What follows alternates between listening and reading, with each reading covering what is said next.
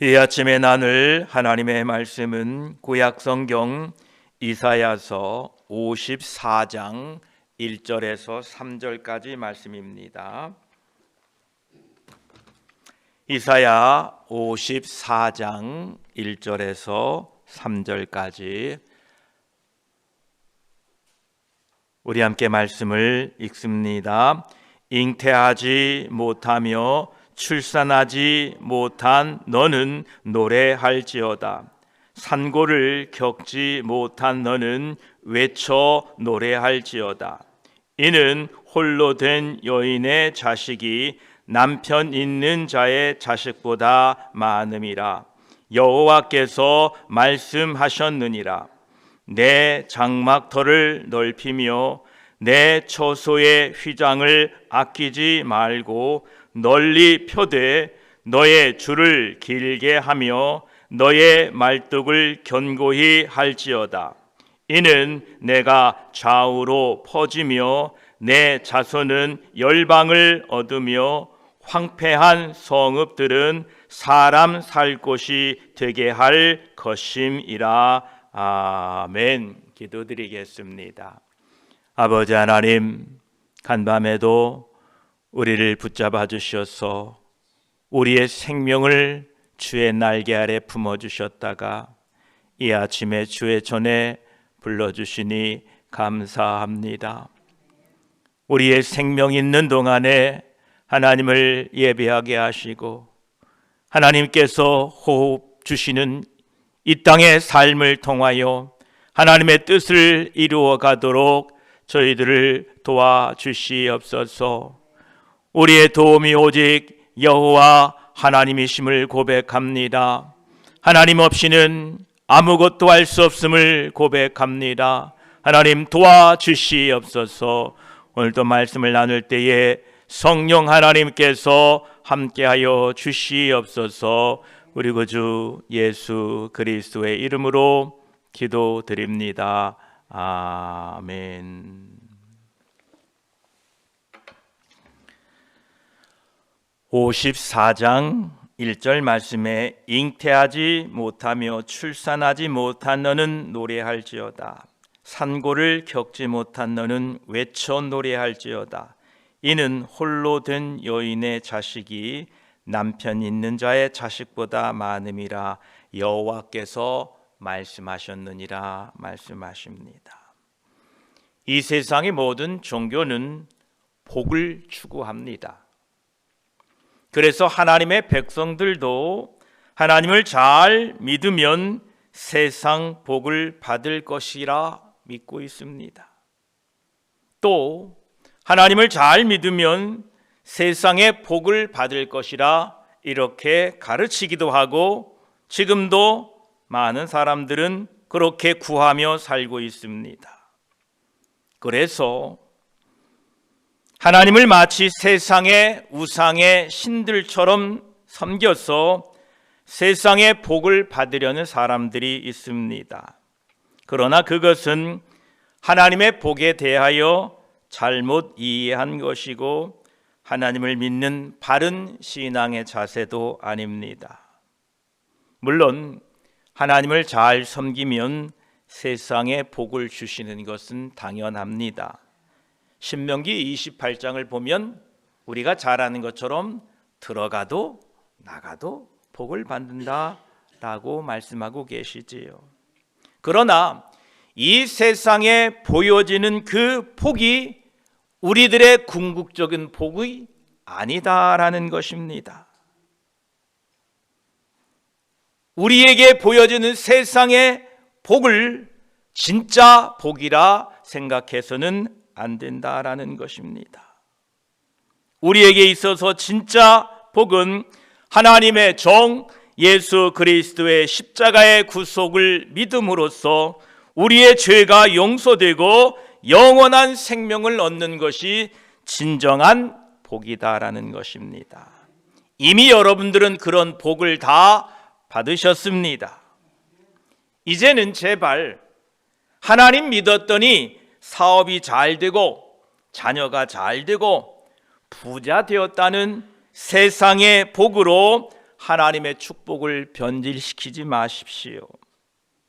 사업이 잘 안 되고 자녀가 좋은 직장에 들어가지 못하고 가난하게 사는 사람들은 믿음이 없어서 하나님의 축복을 받지 못해서 그렇게 된 것이 아니다라는 것입니다. 하나님의 축복은 하나님의 아들 예수 그리스도를 믿음으로 주어지는 하나님의 자녀의 권세요 영원한 생명입니다. 오늘 본문 1절의 내용을 살펴보면 잉태하지 못하며 출산하지 못한 사람은 세상의 복의 관점에서 볼 때에 실패한 사람이요 슬픈 사람입니다. 그러나 하나님의 관점에서는 하나님의 말씀을 깨닫고 구원받은 모든 사람들은 행복한 사람들입니다. 그래서 오늘 1절에 너는 노래할지어다 라고 말씀하고 계십니다. 사사시대에 엘가나라고 하는 사람이 있었는데 두 부인이 있었지요. 한나는 아이를 낳지 못했고 분인나는 아이를 많이 낳았습니다. 분인나는 한나에게 자랑하면서 한나를 늘 정죄하고 격분하게 해서 괴롭혔습니다. 그때 한나는 하나님 앞에서 작정하고 기도했습니다.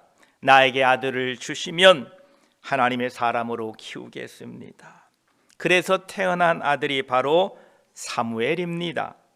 사무엘은 이스라엘 역사상 가장 뛰어난 선지자 중에 한 사람이었고 이스라엘의 나라의 기초를 다지는 그러한 사람이었습니다. 한나가 늦게 낳은 이 아들은 얼마나 뛰어난지 분인나의 10 아들 다 합쳐도 사무엘을 따라올 수가 없었습니다. 이와 비슷한 예가 룻기에 나오는 나오미입니다. 나오미는 베들레헴의 흉년이 들자 남편을 따라 이방 땅 모압으로 건너갔고 그곳에서 두 아들이 모압 여인과 결혼을 합니다. 그러나 모압 땅에서 남편과 두 아들이 죽고 과부 셋만 남게 됩니다.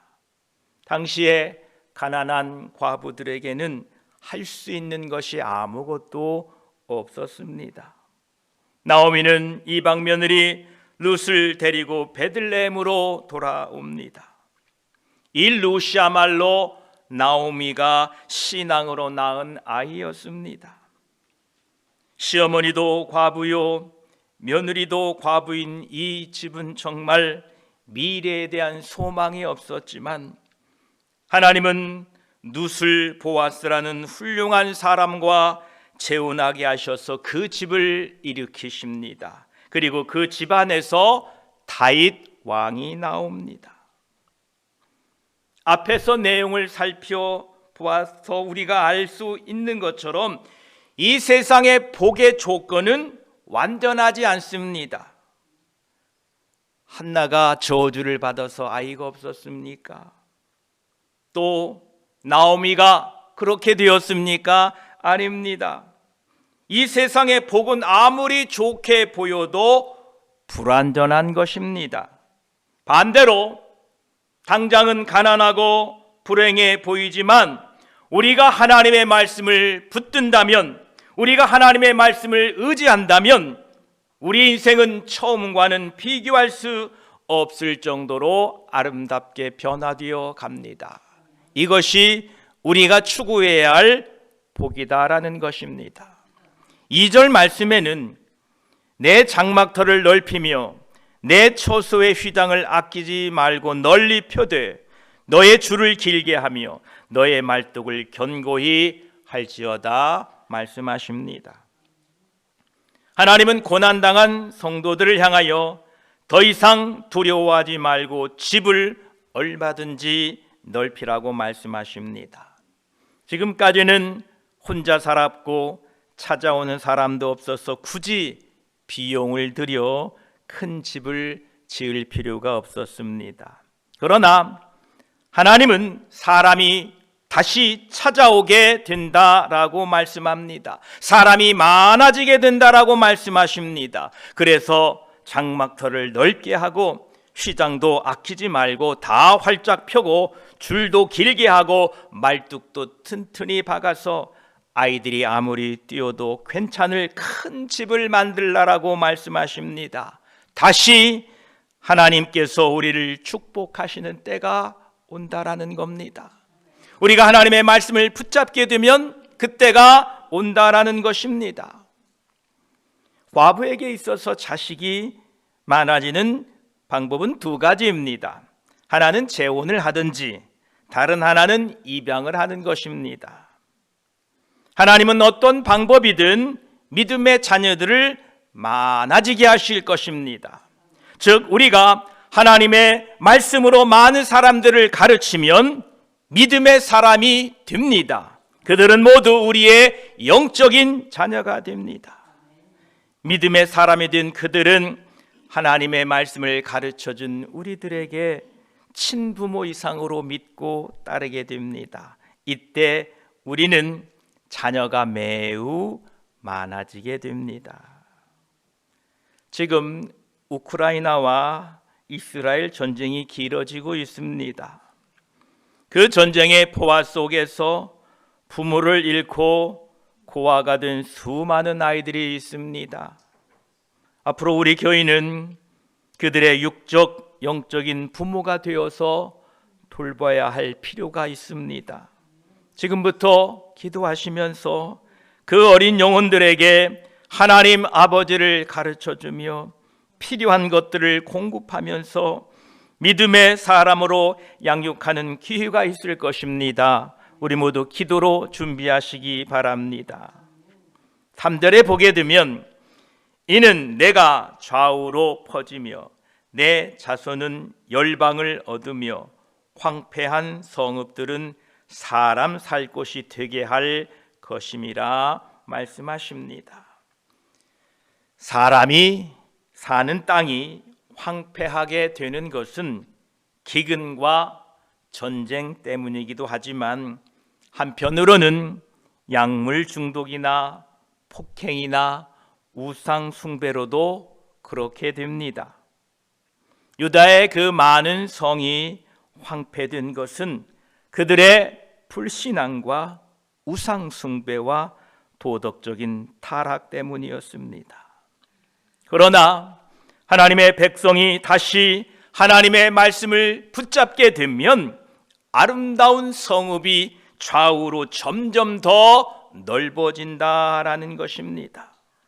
하나님의 은혜를 받으면서 술도 끊고 약물도 끊고 우상 숭배나 폭력도 끊어짐으로 점점 더 아름다워진다라는 뜻입니다.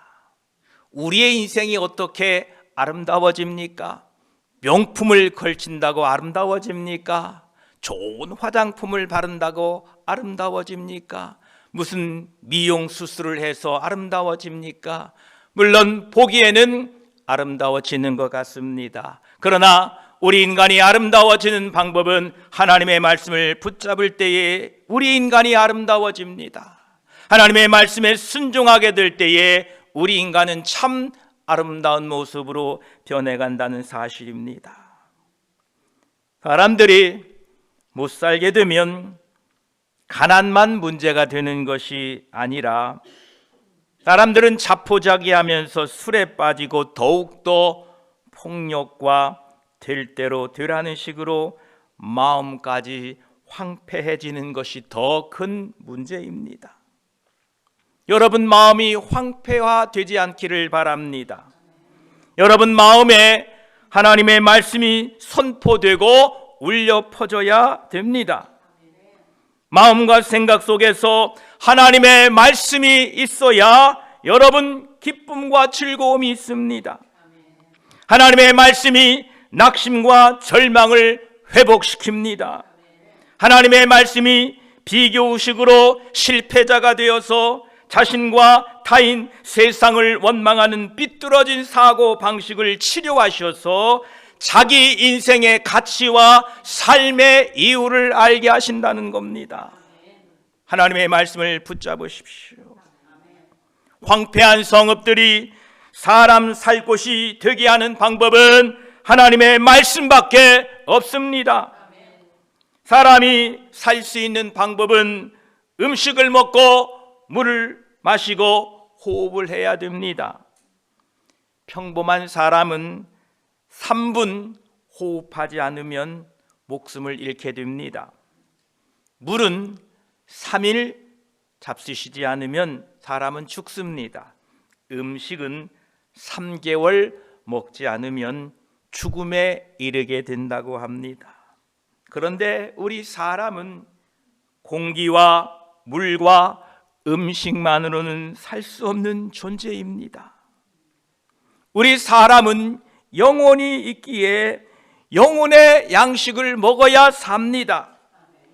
그런데 이 영혼의 양식은 세상의 물질로 대체할 수 없다라는 것입니다. 이스라엘 백성들이 출애굽해서 즉 세상에서 건짐받고 광야 40년을 지내면서 배운 교훈이 바로 신명기 8장 3절에 너를 낮추시며 너를 줄이게 하시며 또 너도 알지 못하며 내 조상들도 알지 못하던 만나를 내게 먹이신 것은 사람이 떡으로만 사는 것이 아니요 여호와의 입에서 나오는 모든 말씀으로 사는 줄을 내가 알게 하려 하심이라 말씀하십니다. 사람이 사는 것은 떡과 더불어 하나님의 말씀을 먹어야 산다는 것을 잊지 마십시오. 오늘 하루도 육적인 양식 잘 잡수십시오. 꼭꼭 씹어 드십시오. 나이 들면 소화가 잘 안 된다고 하더라고요. 그래서 더 꼭꼭 씹어 잡수십시오. 그런데 우리 인간은 이 세상의 음식으로만 살 수가 없습니다. 우리의 영혼에는 하나님의 말씀이 필요합니다. 오늘도 하나님의 말씀을 잘 잡수시고 여러분 모두가 영육간에 강건하여서 우리 주님 오실 때까지 믿음으로 굳게 서 있기를 주의 이름으로 축복합니다. 기도드리겠습니다. 하나님 감사합니다. 세상의 복의 관점으로 보면 예수 믿는 우리들 중에는 실패자요 세상의 낙오자들이 참 많습니다. 그러나 그 세상적인 복은 하나님이 주고자 하는 궁극적인 복이 아닙니다. 우리의 복은 예수 그리스도를 통하여 하나님의 자녀가 되는 권세요 영원한 생명인 것을 믿습니다. 우리에게 영원한 생명을 주시니 감사합니다. 이 소망 가지고 살게 하여 주시옵소서. 우리가 하나님의 말씀을 붙들게 되면 사람 살 곳이 된다고 했습니다. 성읍들이 사람들로 말미암아 모여진다고 말씀합니다. 감사합니다. 우리가 사는 방법은 세상과 다릅니다. 세상 사람들은 먹을 양식이 있으면 삽니다. 쓸 돈이 있으면 삽니다.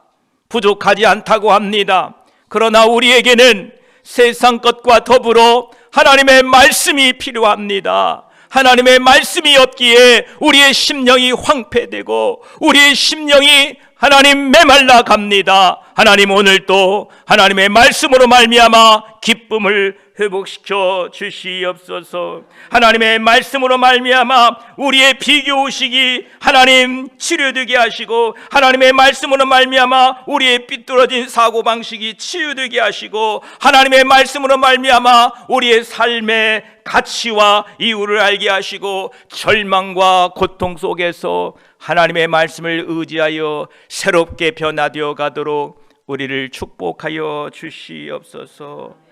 하나님 말씀 없으면 죽습니다. 오늘도 그 마음으로 하나님 말씀 붙들고 믿음으로 하루 승리하는 하루 되게 하여 주시옵소서. 우리 구주 예수 그리스도의 이름으로 기도드립니다.